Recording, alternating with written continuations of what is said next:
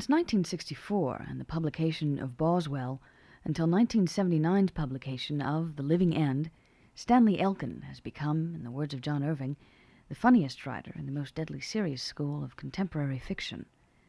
Stanley Elkin resides in St. Louis, teaches at Washington University in the creative writing program, and has just published his greatest hits, containing excerpts from his 7 books. In the 1976 novel, The Franchiser, Stanley Elkin tells the tale of Mr. Softy. From Wolf's mouth to God's ears. He'd been driving for hours on his way from his St. Cloud, Minnesota Dairy Queen to his Mr. Softy in Rapid City, South Dakota. His milk run, as he liked to call it. His right hand had fallen asleep, and there was a sharp pain high up in the groin and thigh of his right side. Mornings, he'd been getting up with it. A numbness in his hand and hip. Bad circulation, he thought, which left these damned cold zones warm enough to the touch when he felt them, with the freely circulating blood in the fingers of his left hand, or lifted his right hand to his face, but untouched like icy patches deep in his skin. Perhaps his sleeping habits had changed. Almost unconsciously now, he found the right side of the bed. In the night, sleeping alone, even without a twin or triplet beside him, the double bed to himself, some love-altered principle of accommodation or tropism in his body taking him from an absent configuration of flesh to a perimeter of the bed, a yielding without its necessity or reason, a submission and giving way to what? And even in his sleep, without naming them, he could tell them apart. To ride out the night's side saddle on his own body. No godfather Julius he, not set in his ways, unless this were some new mold into which he was pouring himself.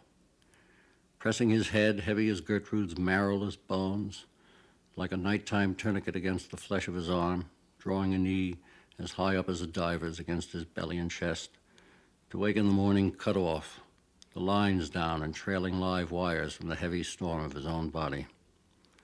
Usually, as the day wore on, the sensation wore off, but never completely.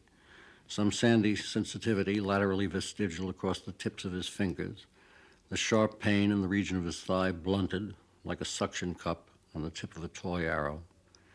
Bad circulation, bad. Unless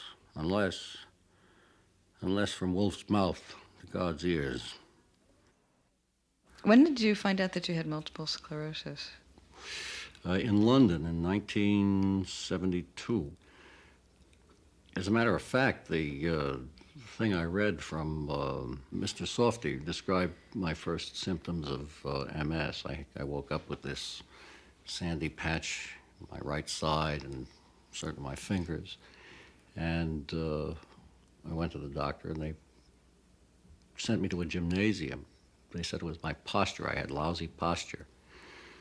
So I was going to that gym in London, and I was writing a book, Searches and Seizures, at the time, not realizing that I was having one of my own. And so I went to this gym for an hour a day for perhaps a month, and I was a tiger.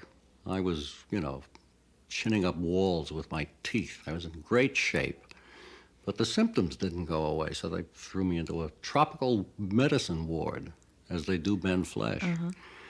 And that was a mistake, so they got me out of there and put me into a ward where this was the National Health. And I had more fingers, arms, toes, noses, and eyes than any 11 people in that ward. That's where they diagnosed the MS. I love your character. Tanner? Tanner. Well, there was a guy in the next bed to mine who really was a sort of living head. And what do you mean? Well, I mean, that's all there was to him. And he had been in the RAF, and he rarely complained. I didn't see why, simply didn't bite off the tubes that were keeping him alive. Mm-hmm. And he was, in fact. I had made a terrible mistake. I said, how long have you been here? And he said, since the Second World War. I said, oh. And he was going off to the Isle of Man someplace, or Jersey, to a hospital where he would die. Mm-hmm. And Though I felt pretty bad about my own condition, I also felt pretty bad about his. Mm-hmm. Not as bad about his as I did about mine. I guess not. He checked into the Hotel Rushmore in Rapid City and asked the clerk for a twin-bedded room. And then, seeing the width of the single bed, requested a rollaway be brought, narrower still. This an experiment. In the narrow bed, no place to go, his body occupying both perimeters at once, returned as it had been in the days before he'd shared beds. The pillow beneath his head almost the width of the bed itself, tethered by a perfect displacement, lying, it could be, on his own shadow. But in the morning, the sensation's still there. If anything worse, not to be shaken off, never to be shaken off. And a new discovery. At Mr. Softy, handling the tan cardboard carton of popsicles, as cold to the touch of his right hand as dry ice. He thought his blood had thickened and frozen. Something was wrong. He got the name of a doctor from his Mr. Softy manager. Saw Dr. Gibbard that afternoon and was oddly moved when the doctor told him that he would like him to go into Rapid City General for observation. Was it all cathartic for you to write The Franchiser and talk about multiple sclerosis? A little bit.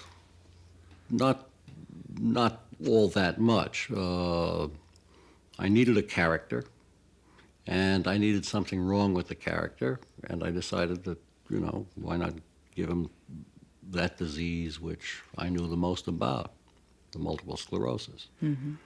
And just as flesh continues to get around through the book, I continue to get around. I'm not in the wheelchair yet. Mm-hmm. How have you written? Well, I used to do everything in blue books, university exam booklets, and I'd write it in longhand and then type a version and then go over that version and then give it to a typist.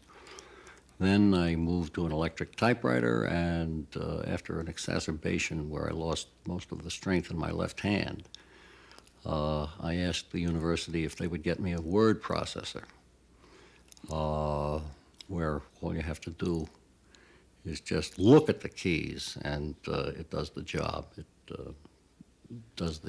sets the type on a television screen, and you can edit and make corrections without ever touching a pen. I mean, it makes it very easy to write. As a matter of fact, since I've had this word processor, I've doubled my writing time. Instead of sitting at the desk for 3 hours, I can sit at it for 5.5 hours, 6 hours. Does it have a keyboard? Yeah. Is that it? And is it a typewriter keyboard? It's essentially a typewriter keyboard. It does everything. I mean, it'll do things that I don't need it to do. I only understand about 40% of its functions, but that's enough. I mean, there's a thing on the keyboard called menu, the menu page. You punch that thing, and the machine asks you, "What do you want me to do for you?" And I say, "What I want you to do for me is to find all the places I've used the name Mary and change it to Joe." And it'll do it. And I don't know how it do it, but then I don't know how a thermos jug do it either. Author Stanley Elkin, whose greatest hits has just been published. I'm Lorin Cuoco.